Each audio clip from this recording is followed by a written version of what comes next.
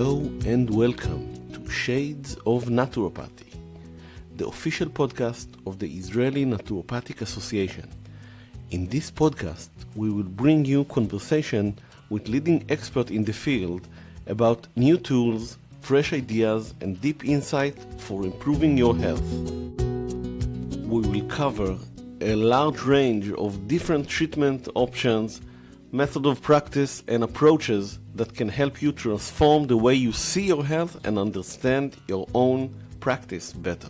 My name is Eitan, a naturopath myself and a board member of the association, and I invite you to join us to informal conversation with the leading practitioners, sharing how they work, how they diagnose, why they chose this way of life, and methods of work.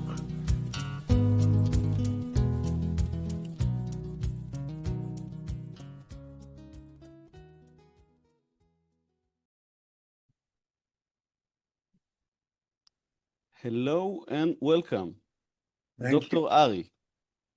Let me tell the audience a little bit about you. You're specialized in all kinds of research that's mostly considered between science fiction and alternative medicine, like leaky gut and leaky blood-brain barrier, and the connection between what you eat and inflammation. You wrote a great book about it, and all kinds of triggers of autoimmune diseases and everything that doctors say doesn't exist, most doctors, and you gave it the scientific connection of what we call alternative medicine and what we as naturopathic doctors preach. So is it accurate, the way I introduced you? I think maybe it looks like being accurate, but I think what I'm talking about is real science. Of course. Not alternative medicine. Because I'm calling it alternative medicine because most doctors don't admit it's real science. Like leaky gut, we were talking before that leaky gut is considered like quack science. Still, even though there is multiple great books and great scientific research about it, it's still considered fringe science is the best way to look at it. Mostly it's quack. Yeah, so my answer to that is, I'm so sorry, doctor. If you don't have time to go and search the scientific literature and find thousands and thousands of articles published in scientific journals that environmental triggers in general, we'll talk about that more, environmental triggers in general can change our gut microbiome. And now I'm using my background in microbiology, which I studied at Bar-Ilan University, first microbiology, then immunology. The gut dysbiosis results in release of bacterial toxins. Bacterial toxins can open or damage the intestinal barriers. When the gate is open, everybody is welcome in the blood. So what will be the consequences of all these unwanted proteins, antigens, peptides, food, toxic chemicals get into the blood? Of course, is going to affect most of our systems, including the brain, through their effect on blood-brain barriers, because there is almost 70% similarity in the structure of gut and blood-brain barriers. So this is real science, and I don't want to call that even alternative medicine. I'm with you. I call it science and medicine, but the most doctors that treat people, the doctors in the end of the hall, most of them still don't know about it. A bit about something about microbiome is a buzzword that they know it's important, but they still don't know why and how. They're waiting for a pill to activate the good bacteria, and there isn't one because it's more complex. So that's where we're at. Yeah, in general, I really do not blame them. In the US, almost the same type of thinking, because in medical school, they teach them how to use medication to improve the symptoms of a disease, as you know, and not to look at the root cause or under cause of the illness, like I am interested, you are interested. And so by finding the root cause of a disease, we can deal with that and cure the disease.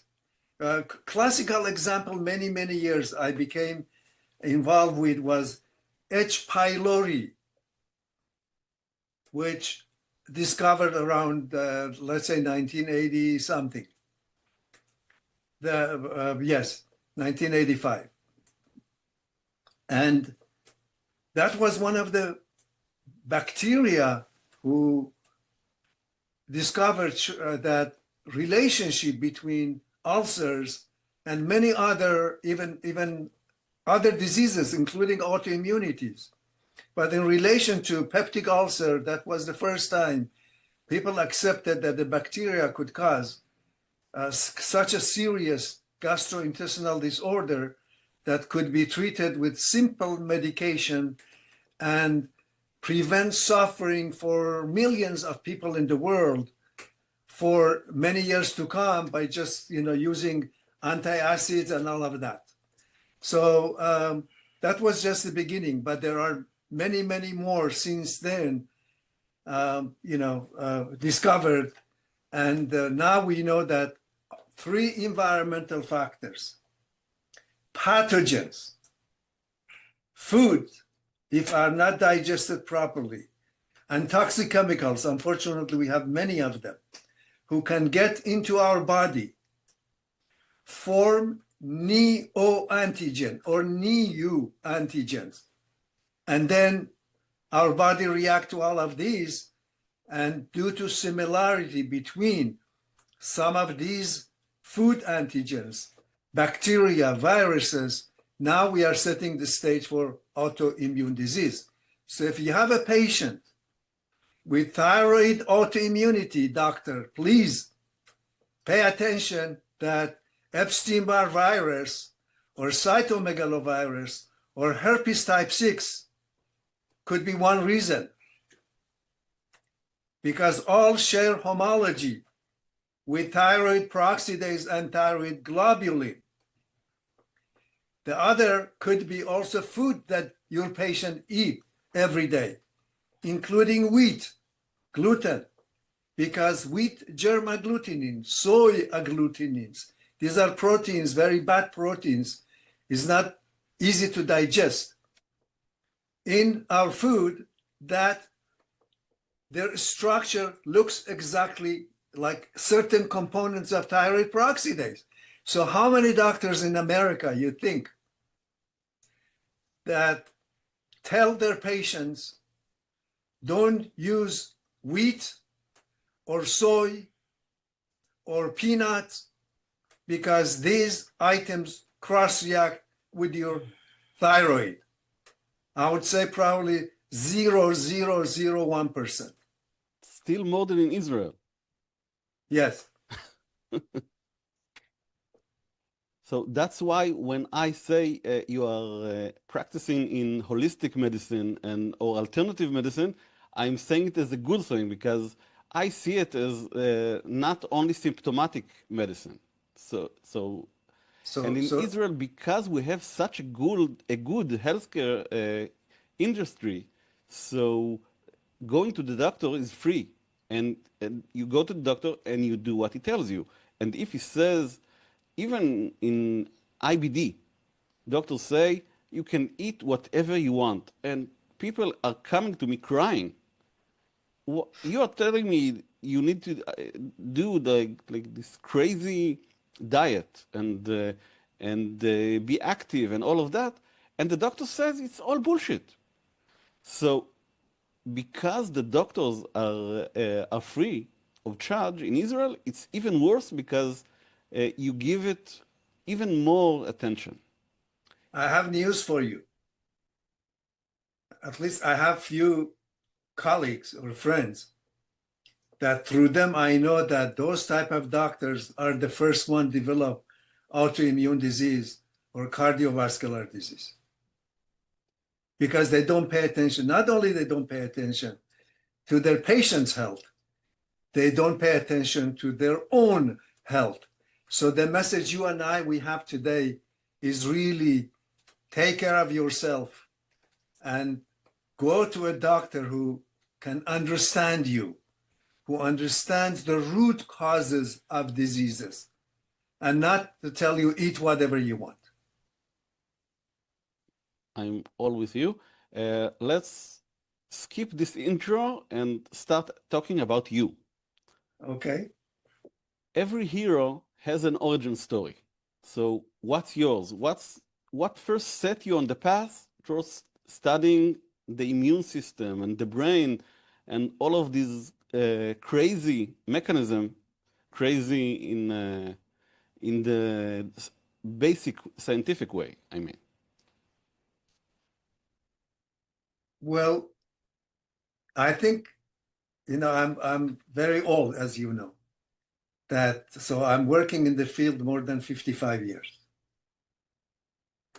So scientists in America, and most probably even in Israel also, in the world, they take one subject and they work on that subject all their life.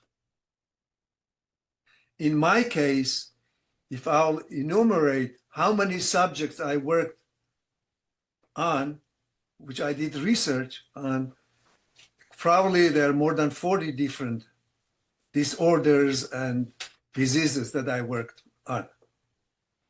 So by working in several fields simultaneously, I came to conclusion that the biological gate to inflammation, autoimmunity, neuroautoimmunity, neurodegenerative disorders are gut and blood-brain barriers. So that's one. When? This happened probably 20 years ago, 30 years ago. So I cannot tell you that I slept last night and came to the lab, and then I went and did discovery that gut and blood-brain barriers are really very, very important. But about 5 years ago, I published this article in a very good journal that I looked at patients with arthritis, Crohn's, ulcerative colitis, and celiac disease, and measured antibodies against lipopolysaccharides, which is the endotoxins of gram-negative bacteria in the gut, which causing leaky gut. Then occludin, zonulin, the structures of gut barriers, and simultaneously also looked at blood-brain barriers antibodies. So what I found that patients who had antibodies against lipopolysaccharides, occludin, zonulin, the structural proteins, actin, cytoskeleton. Also, 70% of them produce antibodies against S100B, which is the protein of blood-brain barriers. So if a patient really is suffering from leaky gut, 70% probability to suffer also from leaky brain simultaneously. And for your audience probably, and also some of the doctors who would like to hear some evidence about factor can cause leaky gut and leaky brain. So everybody, including myself, in past 5 years, my research is focused on SARS-CoV-2 and now long COVID. I developed testing for long COVID. And I read at least probably close to 500 articles in relation to this subject. There are several articles published in journals such as, I don't know, Science, Nature, Nature Medicine, Nature Immunology. So the top journals that SARS-CoV-2 protein, spike protein, which everybody is familiar with, labeled with radioactive material and injected to different animal models. And that spike protein was found not only in the gut, in the lungs, because of the receptors we have, but they found that in the brain. The whole protein, S100, could go through blood-brain barriers and get into the brain. And guess what will happen when a protein like that is in your brain, which also share homology with proteins of the brain. So the immune system is attacking that protein, and the same immune system, the T cells and the B cells and antibodies are going to attack your brain cells, brain tissues, brain antigens. And so therefore, this is one of the best examples of how a viral antigen can cause inflammation, autoimmunity, Alzheimer's, Parkinson's, and name it. So I hope that will, if they don't believe in that, I invite them to go and read the articles. So I have thousands and thousands of stories like this, not stories, taken from science, real science, that proteins from the environment, chemicals from the environment can cause leaky gut and leaky brain, results in inflammation, autoimmunity, and more. Sounds everything. I know all of that, but still, when you say it, it sounds even more frightening. Okay. I know about it. I'm talking about it all day to people who don't know anything about it. But still, when I hear it, it still gets to me. Yeah, let me give you another good example. Okay. Do you know how people react to penicillin, the antibiotic, and have allergy to that? Penicillin is a small molecule, right? Very small molecule, like size of amino acid. When they inject it, immediately in that person who is allergic, the chemical, in this case, for me, penicillin is a chemical produced by a mole, binds to human tissue. And so we call that, I learned that at Bar-Ilan University from my professors in immunology. Haptens are small molecules by themselves, cannot challenge the immune system. But when haptens manage to get into human tissue or blood and bind to albumin in the blood or hemoglobin or smooth muscle, now that hapten plus human tissue becomes a serious neoantigen. And so that's why a patient sensitive to penicillin, because penicillin binds to his or her tissue, now immune system react against them, causing allergies and hypersensitivities. So why the doctors accept penicillin allergy, drug allergy? Drugs induce autoimmunity. I'm sure you have seen lots of patients who take certain medication, their ANA was negative before, a month later they have positive ANA. Where that anti-nuclear antibody came from? From medication bound to their nuclear antigen, and the immune system reacted against the combination and now made anti-nuclear antibody, which is the best way to screen for autoimmune disease. So why are we accepting drug-induced autoimmunity, but we do not accept additional 350,000 chemicals that were introduced into our world, into our body since 1950? Each one of them have the capacity to act like penicillin and form neoantigen in human body and induce inflammation and autoimmunity. Let me ask you like that. All of the what you are saying is finding it after it happened. We want to identify the problem before it happens. So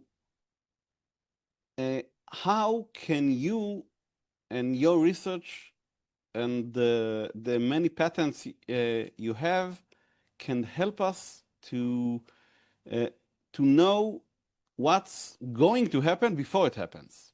Very fair. Okay. Give me example of one of your patients that came to you, I don't know, this month, that is having, you think probably that patient is suffering from some kind of inflammation and autoimmunity. Oh, it's easy because most of my patients are like that. Okay. I'm mostly treating autoimmune and brain diseases, so Beautiful. that's easy. Okay. So give me example of a patient with multiple sclerosis. Okay. Okay. Okay. Patient came to you. You think the patient is having multiple sclerosis, and if I was your consultant, and forgive me that that if I was coming to your clinic and you ask me, Ari, what shall I do? I know that you know what to do, okay? But without knowing what you are going to do, I would have sat with you and spent probably an hour minimum with your patient asking about his or her lifestyle.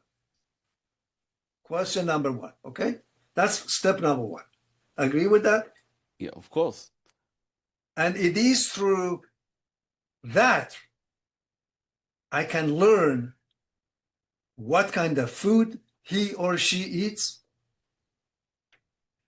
what kind of history of infection he or she had,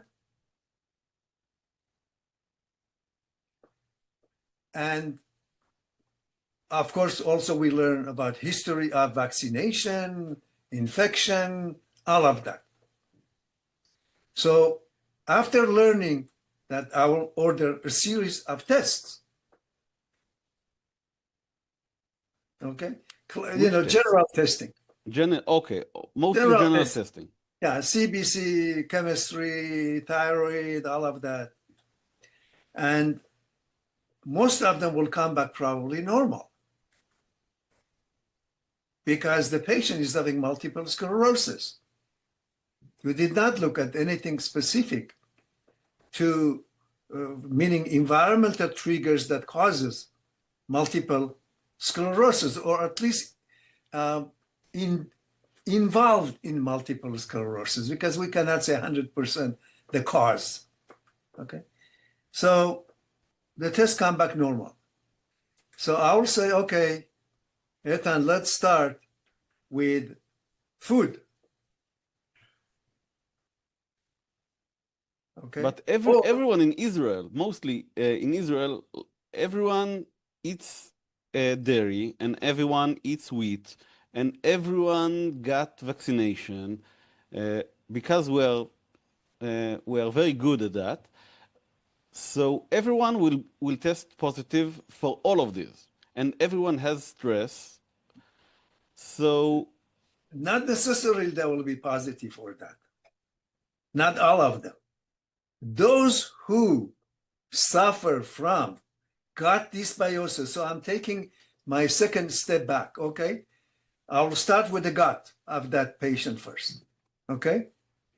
I'll start with the gut of that patient and do testing to find whether or not that patient indeed suffering from gut dysbiosis and leaky gut.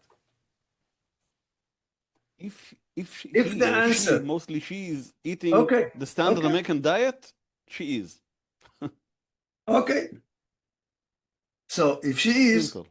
now I have to find out, in addition to that, which food she is reacting to. If she reacts, especially first, I'm talking about multiple sclerosis, dairy,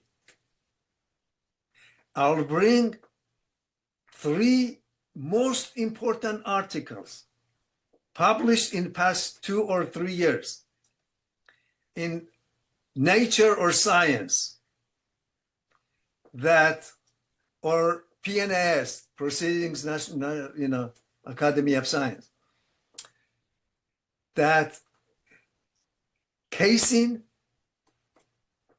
alpha beta casein, and other components of milk, including butyrophylline, share homology with myelin basic protein, myelin oligodendrocyte glycoprotein, alpha beta crystalline. And so I hope that you'll be able to convince her, based on that hard science, please stop consuming dairy products, because this is the mechanism. Your immune system is attacking the milk protein, but at the same time is attacking your brain. Do you want to continue taking medication? I don't interfere with that. You want to take your medication, take it. But that's not going to solve the problem. You have to remove this first trigger of multiple sclerosis. Otherwise, you're going to end up with few neurons in next 10 years. So that's one item. So you are with me. Of course. Okay? Maybe then you do testing and say, no, the patient did not react to milk. Okay? It's possible. Now, don't think that everybody, because consuming milk, they are having milk antibody. I disagree with that, because I measured and published articles about that. I took 500 so-called, in America, healthy people. I measured antibodies against wheat. Where can you find 500 healthy people in America? I said so-called. Okay. And I measured antibodies against wheat and milk, all those antigens that I mentioned, including antigens of the brain simultaneously. So interestingly, and this was published in a journal called Nutrient, you are familiar with. Nutrient, about 6 years ago. So the findings were about 15 to 20% reacted strongly. I'm taking strongly, okay? Everybody will have some antibody against milk or wheat. But I'm talking about, like, if you have 100 units, I'm talking about 2,000 units, 5,000 units. So 15 to 20% made antibodies against milk. Almost the same percentage made antibodies against gluten and wheat germ agglutinin especially. So the interesting part was that what percentage of these react with brain proteins? Half of those who were positive for milk and wheat reacted strongly with myelin basic protein, myelin oligodendrocyte glycoprotein, and alpha crystalline and myelin associated glycoprotein. So some of these, are major components of they're involved in induction of multiple sclerosis. So that's how to prove whether or not the patient is really reacting to wheat that causing inflammation and autoimmunity, or the same for milk. So if patient is negative for all of that, having moderate level of antibodies, I would not say there is involved in your patient with multiple sclerosis. The next step is, what else? Okay, go to the world of viruses. I'm sure you know. Epstein-Barr virus, Yeah. herpes type 6, cytomegalovirus, SARS-CoV-2. What I want to ask next is the doctor that has 15 minutes, maybe 20 minutes with a patient. He can assign the test of the viruses, but what else can the doctor do in his 20 minutes with the patient? I'm sorry. I can do a lot more. I'm because sorry. I have more don't time. go to a doctor who will spend only serious, I'm talking about serious illness. To spend only 15 to 20 minutes with me, you cannot get that with 15 to 20 minutes. You have to investigate all of these. You can spread all of these through, I don't know, a couple months. You investigated the gut, investigate the food, investigate the pathogens, not just viruses, could be bacteria. And by the way, recently I developed a test called biome burden panel, which is the microbiome of the microbiome. The yeast. Do you know that in your field, for example, Saccharomyces cerevisiae and Boulardii, which is given to some patient and helps in inflammation in the gut, but they also can cause autoimmunity, similar to Candida albicans. So we should not ignore the world of microbiome, not only the viruses, the virome, the microbiome, all of that should be investigated. And finally, there is another world that in Israel especially do not pay attention to it at all. And that is the world of 350,000 new synthetic chemicals that some of them get into our body through food, air, water, clothing, and more, okay? I'll give you one of bad experience I had in Israel. My mother used to live in Israel and she passed away many years ago. And so I came for the Shiva, okay? So we ordered food from catering. Guess what? The catering came with paper, cups and plates, forks, and all of that. I was going to die when I saw that. Yeah. This is paper dishes. Really, I have a message. When you say paper, it's not really paper. It's paper with plastic and all kind of other chemicals. Yes, of course. So therefore, really, I feel sorry for my own relatives living in Israel. They do the same thing. This is very common. Please, through your society, educate people. Educate them more not to do this, because they're poisoning themselves on daily basis, from cup of coffee all the way to shawarma.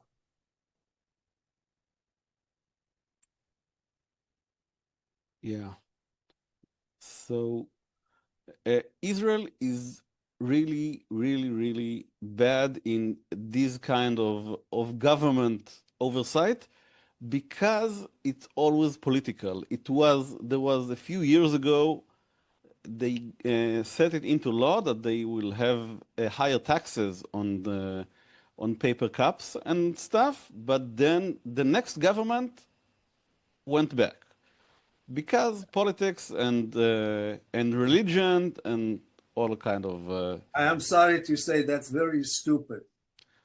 We know. What kind of, political group try to poison their citizens? It's mostly religion, and when religion is against you, you can't win with reason. Believe me, I have that also in all the synagogues that I participate.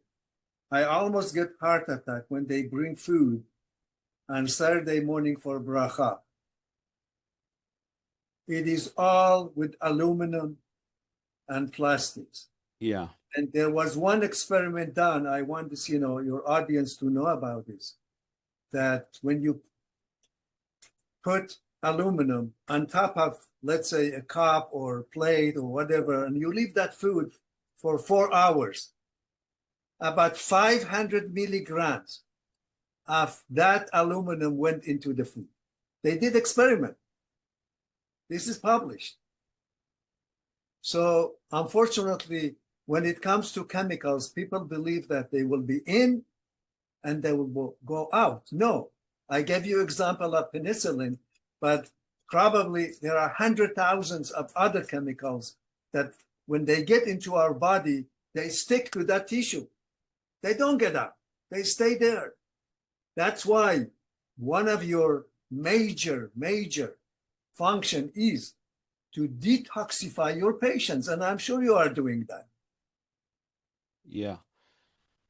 And in that sense, Israel is kind of lucky because we are such a new state. So there's no mold infestation and there's no lead piping. So lots of stuff are better than Europe and the US. Very nice. Very nice. But Very nice. like government do, there are many stupid stuff, like mostly air and I really, I hope, agriculture. from bottom of my heart, I hope one day someone like Mr. Kennedy will come in Israel and say, let's do all of that. Let's remove all the food coloring. Let's remove majority of toxic chemicals from the food that we are poisoning our children on daily basis. Not only children, the adults also, but we start from children. That's why we have so many children with ADD, ADHD, autism, and probably, what you tell me, the story about yourself. So believe me, in America, I have 7 grandchildren. You don't find a healthy child anymore. And I'm so happy that Mr. Kennedy is at least started doing something about it, which will take him probably 4 or 5 years until he finish the job. And I hope another person will not come and redo all of this, as you said, what happened in Israel. Yeah. The part of the problem is that many times it's considered political, and then the other side comes and reverse it. And also that's the good of Kennedy, but the bad of Trump is going back in environment safety and regulation of digging wells and oil and all of that. So the answer won't come from the government, never. And now I have to say, because I don't think I ever told it in this podcast about myself. So just because you stated it, so my origin story is I had bipolar. I got it in the army, and then I got out, and that's why I went to study what I studied, and that's why I didn't listen to my teachers, and got to the microbiome like 10 or 15 years before it was popular. So yeah, thank you so much for sharing. Thank you so much for sharing with us. That reminds me a case, or I have many cases of patients with neurologic disorders, they go to neurologists, not you, in Israel or in America, and they just put them on medication. And at least several of those, when we tested them for gluten, they had both IgG and IgA antibodies at very high levels. We tested them for glutamic acid decarboxylase, GAD65. You know what that is. Yeah. GAD65. Yes? They were positive for that. So we proved that gluten ataxia was the cause of neurological disorders in those patients, and not another wrong name that was given to these patients, I don't know, having ALS or MS-like syndrome, neuromyelitis optica, or that. So the patient had gluten ataxia. By removing gluten from that patient, the patient improved a year later. So these are kind of stories, you can find many case reports and publications about in scientific journals. And I hope you use some of these case reports and educate your patients. And so that will hopefully will make your patients well and not just put them on medications. And now let's talk about you again. And let many people, many researchers know a lot, but they don't always walk the talk. Okay. So how does your life look like? My life, exactly what you see what I'm talking? We do exactly the same thing. Okay? That's so again actually, the difference between you and us. Most of people who practice or preach holistic health, most of us, all of us, I think, walk the talk very, very well because we know how much it matters. And most doctors live in stress and eat really bad, even though they know it's bad. So I'm really delighted that you asked that question, because you can share this with your patients. Because I developed multiple chemical sensitivity by working in research laboratories, being in touch with chemicals. And so because of that, I became interested in the role of environmental factors, especially toxic chemicals. Oh, that's interesting. Human disorders. So that's your origin story for before. Yeah, so this is something I didn't mention before. So because of that, first of all, I got married in 1976 in Israel. Next year will be 50 years. We will come to Israel. And so until probably 1990, I was doing everything like everybody. Even I was painting our own house. And the paint was falling on my skin, and washed them with, thinner chemicals. Yeah. Okay. So, but after that, I decided to have holistic life. Everything organic we buy. Organic doesn't mean doesn't have chemicals. It has 80% less chemicals. It is not about vitamins. People, they think organic have more vitamins. No, organics do not have more vitamins. We consume organics because they are relatively more clean. So that's number one. Okay, everything organic. Rule number two, no paper or plastic in our house.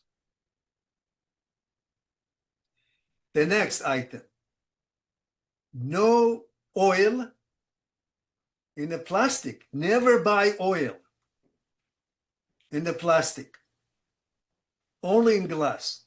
And you can guess why. Chemicals who are not dissolved in water in the laboratory, we dissolve them in oil, oily material, okay? So oil dissolves the bisphenol A. And now you have oil plus pashtida or whatever you're cooking, plus bisphenol A. Alcohol, never in plastic. Alcohol, there are lots of chemicals who are not water soluble, they're alcohol soluble. I never ever thought about that. Okay?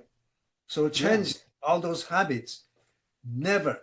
No coffee, no drinks. Water, maybe it's okay, but even that, because if I start with water, I'll have coffee also in a paper or plastic. So that's what we do. And finally, teach them to cook at home. I'm sorry. When you go to a restaurant, you don't know what they are using, what kind of oil they are using, what kind of, I'm saying, it's the worst you can think about and the cheapest. You can be sure it's like that. So my wife is cooking 7 days a week, okay? Maybe once a month we'll go to a restaurant. So if really you want healthy lifestyle, please follow some of these. You have to minimize entry of toxic chemicals. There are 350,000 of them out there into your body. And finally, I 100% believe in intermittent fasting. You call that early dinner, okay? We eat dinner around between 4 to 5 p.m. So you give to your brain enough time to detoxify, and next morning you are ready for your exercise and your breakfast. Yeah. I said funny exercise, because right? usually I eat my first meal at 4 or 5 p.m. So I do the opposite. So you have to be exemplary, okay? As a doctor, you have to change first. You change your lifestyle. No, but it's okay. tell It's your also patient. okay. I'm starting late, and it's still intermittent fasting, but I just the opposite. Some I'm people. sorry, immune system goes against you. At night, the immune system likes to rest. So if you eat late, your body still is busy, and your body is not resting.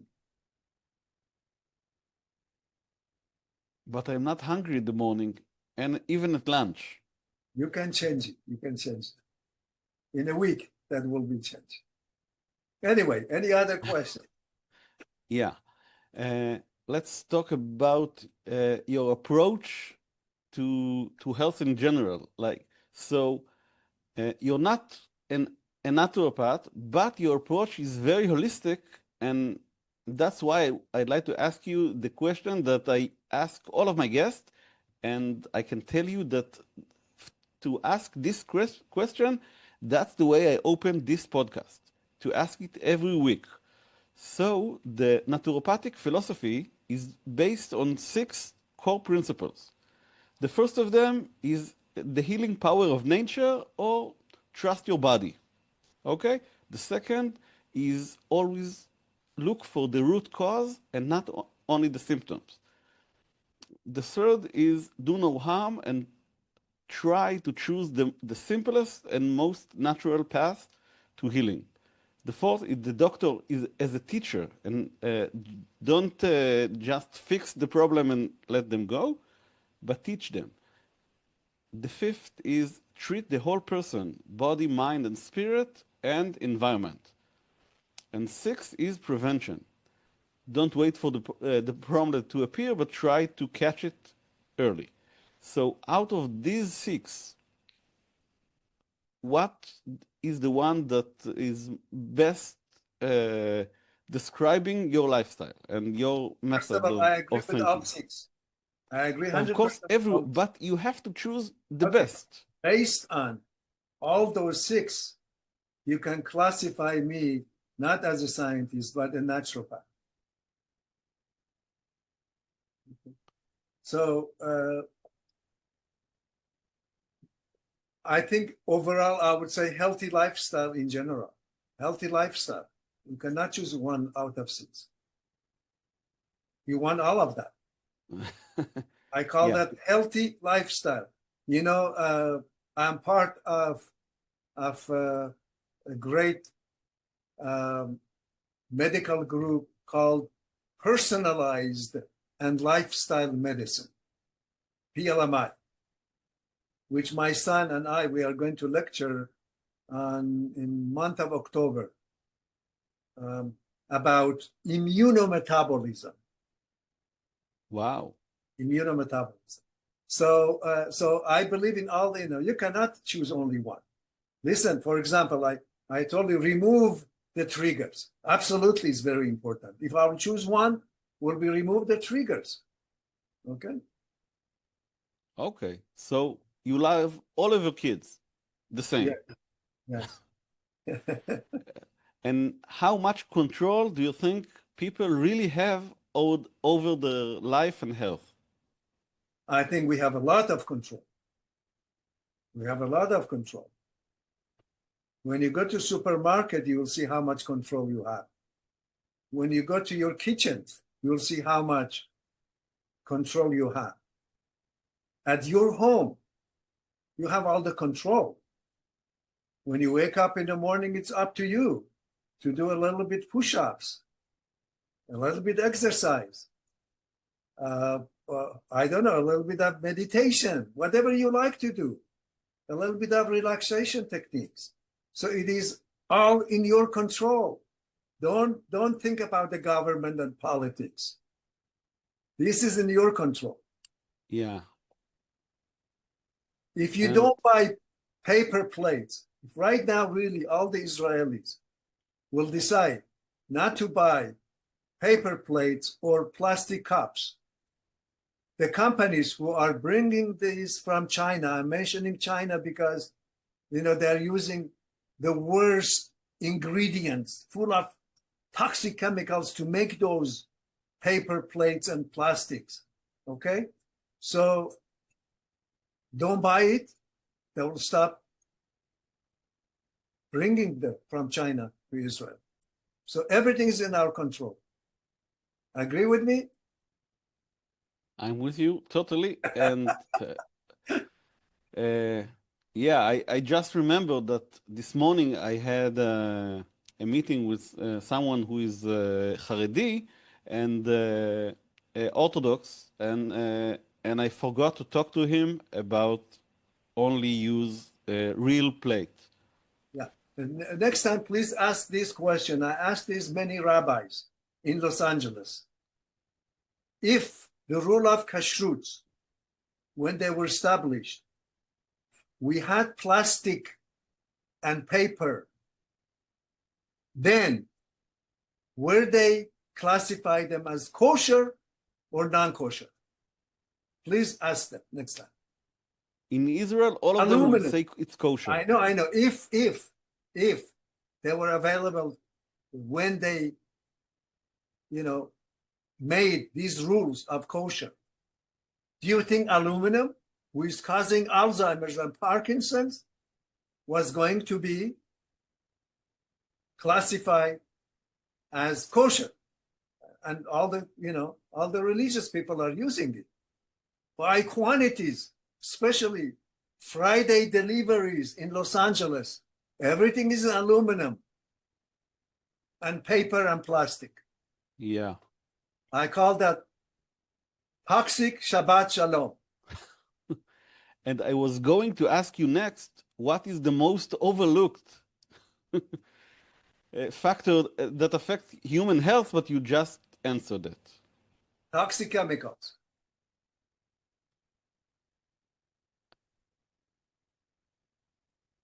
Let's try something completely different to get something out of you that most people don't know. Okay? Are you with me? Is there a book, a film, or a story that inspired the way you think and the holistic way that you practice your medicine and science? I think there wasn't a book. There were several people. started from Bar-Ilan University, my professor in immunology. The first day in the class said, students, the future of medicine is immunology. So I started from there. Then I had more, when I became sick due to exposure to toxic chemicals, I met lots of doctors from American Academy of Environmental Medicine who believed in what we are talking today 45 years ago, 40 years ago. So by participating in different lectures by different leaders in the field of environmental medicine, I became interested into this field and went out there and educated myself. So that's what I believe.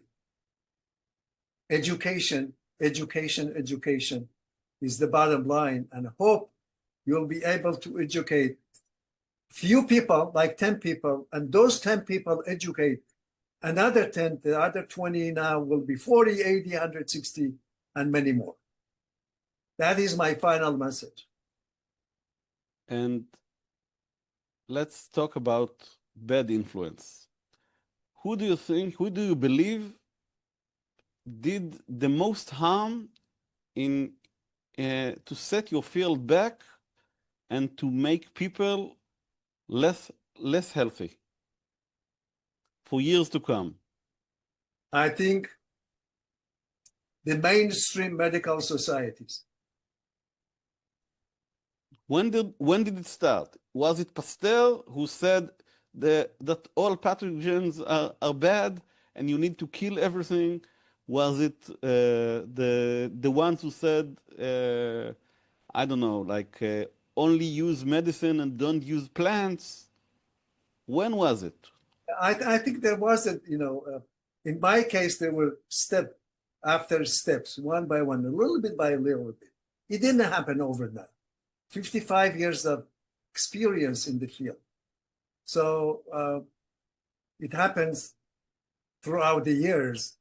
And that's how what you see, Aristo or Ari, right now is the results of many years of working in the clinical and research laboratory, participating in many medical meetings, lecturing in medical meetings.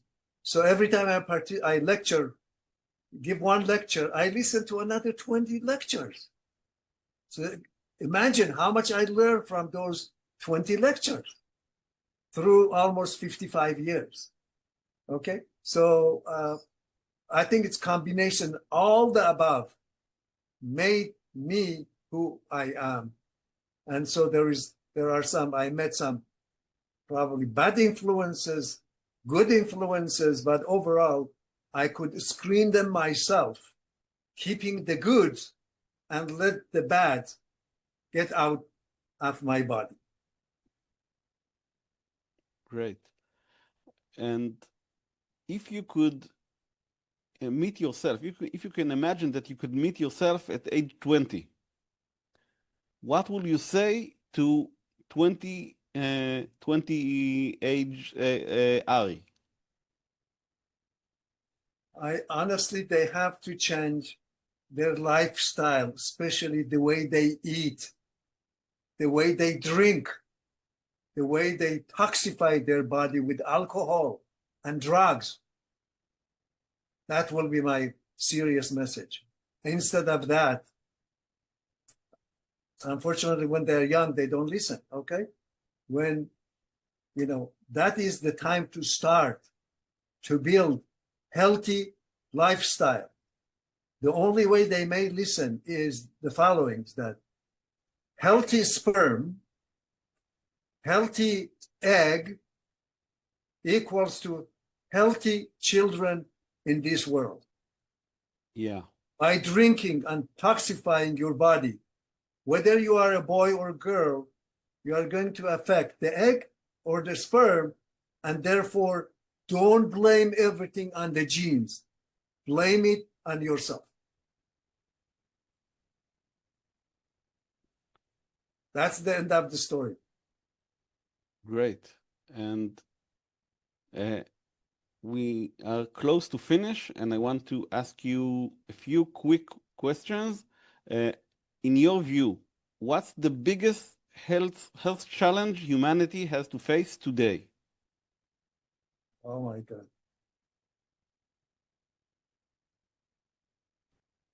I think, again, I'll say is the food. The food contaminated with toxic chemicals, which we are eating it every day. That's the worst part, because infections, we can take care of them. The pathogens, we can take care of them.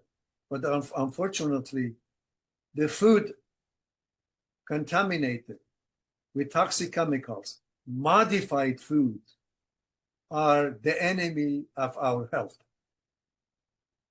So that is really the bottom line. And what is the healthiest food or habit that most people don't do enough of or don't eat enough of? I think we talked about that. Healthy fruits. One. Choose one. No. It's fruits and vegetables. Choose one. One fruit. One vegetable. One vegetable. Oh my God. Yeah, the most, the best. The king. I will say berries in general. Berries.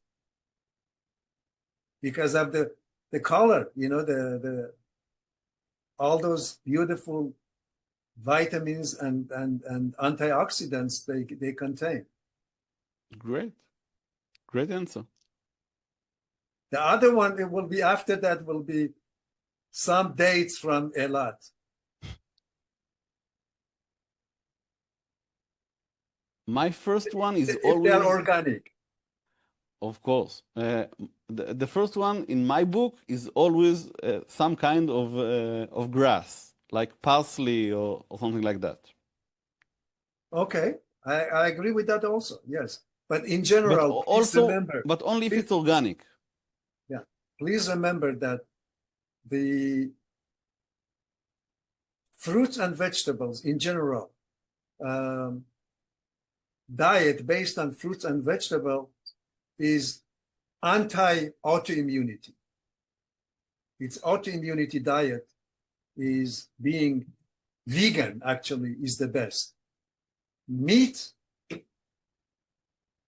mainly because looks like human body, right? There was a publication about immunodietica. If you have a chance, please download that from UC San Francisco. Immunodietica found that pork and cow meat have the highest amount of autoimmunity inducing proteins because they look like human body, right? So it makes sense. So vegetarian vegan diet is the healthiest diet for autoimmunity. I think I have to go also. I have another engagement. Yeah. So thank you so much. Thank you very much. My pleasure. And hope to bring you to Israel. Okay, we'll meet. Thank you. All right, thank you. Bye-bye.